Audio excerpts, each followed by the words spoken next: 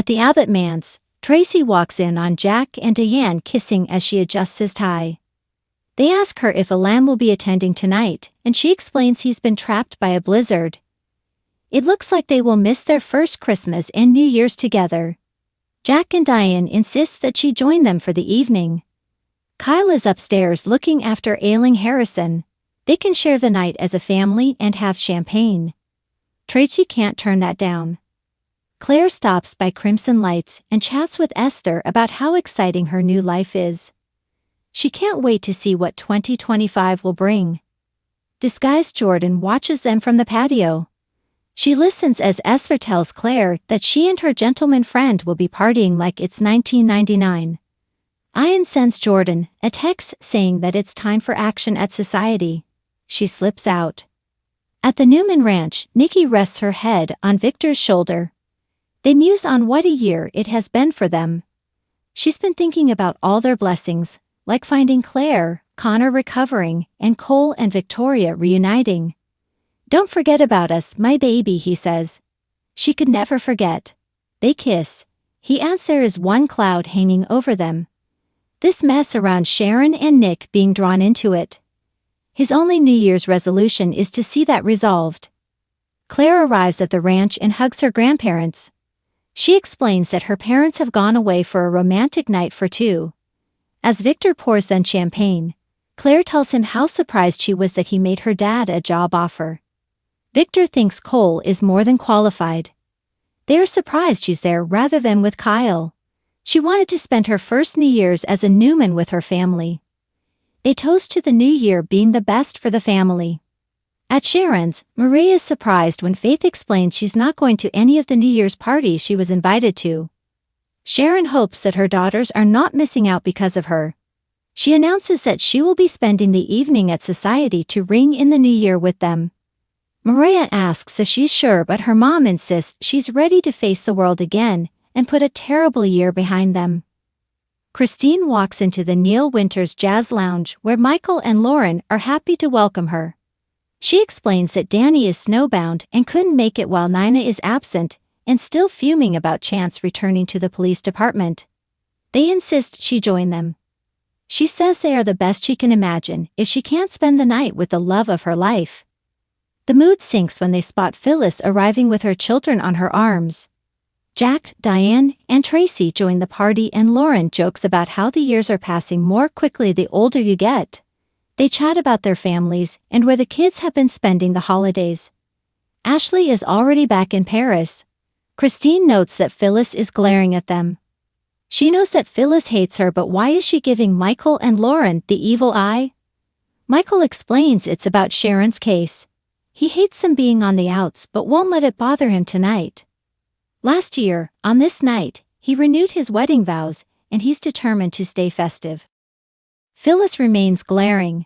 Her son decides they could all use a drink and tells her she's been staring for 10 minutes. She's having a difficult time and can't understand Mikhail celebrating with his friends while supporting a murderer. Her daughter urges her to ignore this and have some fun. Phyllis declares this will be off her radar for the evening. When Phyllis wanders off, Jack and Diane approach Daniel to check in. He admits he's taking things a day at a time. Jack assures him that he will be there if he ever needs to talk. Summer asks after Harrison, and it sounds like he has the same bug that Lucy does. Jack is sure that Heather would want them approaching the new year, not looking backward. At a table, Michael informs Christine that Sharon has hit the motherlode of repressed memories thanks to hypnosis. She still hasn't identified the real killer. Christine says that's the important part. Michael is sure that she's innocent and they will prove it. When he explains the case has been reopened, Phyllis suddenly appears and accuses him of peddling snake oil. She's trying to bite her tongue, but she's sure this new investigation will blow up in their faces. She taunts Cricket, asking if Danny got wise and dumped her. Christine tells her they are doing just fine. Phyllis suggests he's hunker down with some groupie. Lauren urges Phyllis to be cool and enjoy the party. Phyllis' children interrupt to lead her away. On the way to their table, Phyllis is sure to snub Deanne while she wishes Jack and Tracy a happy new year. Once Phyllis sits with her children, they take a drink. Daniel admits he's not doing well and can't help but think of Heather. Their mom says she won't talk about all this. Taking her children's hands, she promises this will be a better year for all of them. Her son appreciates the good vibes. At the bar, Danny surprises Christine. She can't believe it. They kiss. Phyllis glares and grimaces at them. Daniel walks over to hug his father. Danny was determined to get there for him. His son thanks him for taking care of Lucy. They joke about how bossy she is, and Daniel admits it's hard to hold up. Whenever he thinks he can move on, something comes along to complicate it.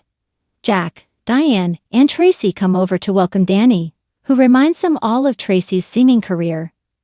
He asks how things are progressing with Alan, and tells her how much she deserves happiness.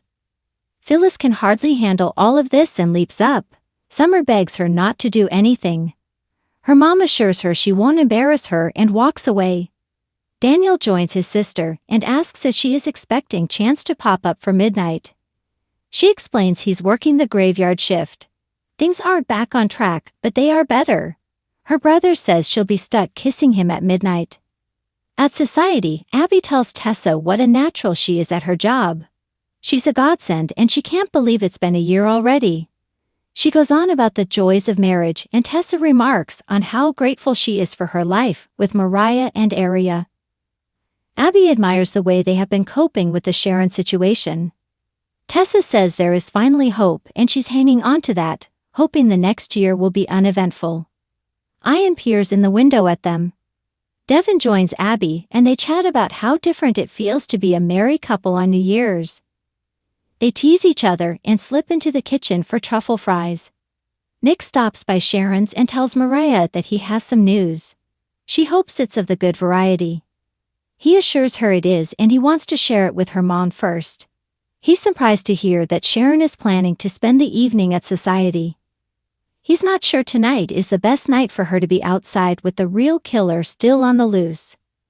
Nick is working on getting her protection. Maria points out the restaurant will be packed and she should be safe. He decides he will go too after he checks in on his parents.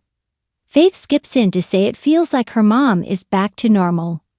Sharon comes down and they admire her outfit. She asks him to come out and celebrate with them. He announces that he spoke with Michael and the police have agreed to reopen the investigation. They believe you, Faith blurts out. Her mom smiles. Nick is sure that Chance believed her all along but was following protocol. He's confident they will get proof to clear her. Sharon thanks them all for having faith, and Faith points out Nick fought the hardest for her. They make plans for who is driving to the party. Sharon decides to drive alone and Maria takes off. When Sharon admits she's still shivering about the real killer being out there, Nick says he's working on getting her protection. Nick and Faith stop by the ranch to see his parents. They chat about how things are going and Victor is surprised to hear that Sharon is going out to celebrate. Nick announces that there may be game-changing developments in Sharon's case. They sit down and explain how much Sharon recovered under hypnosis. Now the police are trying to figure out who could have really killed Heather. Victor is happy to hear this, especially for Faith's sake. Claire comes in from the stables and chats with her family. Back at society, Tessa gets a call from Mariah to inform her that Sharon will be coming to society. Tessa can't wait. When she gets off the phone, Ian creeps in and asks if it would be possible to get a reservation. She says they are booked up, but she will put his name down. When she steps away, he grabs her water bottle and drugs it. Tessa returns and tells him she will call if there is a cancellation. As he exits, he pauses to watch her take a swig of water. Abby and Devin return to kissing and talking about how special everything is. He tells her that every day with her is the beginning of forever. She admits that's a bit cheesy. Tessa stumbles over and tells them she's feeling really lightheaded. She walks off to grab a snack. A few minutes later, she returns, hiccuping, and announces she needs to go outside for some air. When she wanders out the door, Ian is waiting. She stumbles straight into his arms. He pulls out a ventilator and gets her to breathe it in. Maria wanders over and asks what's happened. She's shocked when she recognizes Ian. Sharon steps out of her car, and Jordan leaps up behind her. She chloroforms her until she goes limp.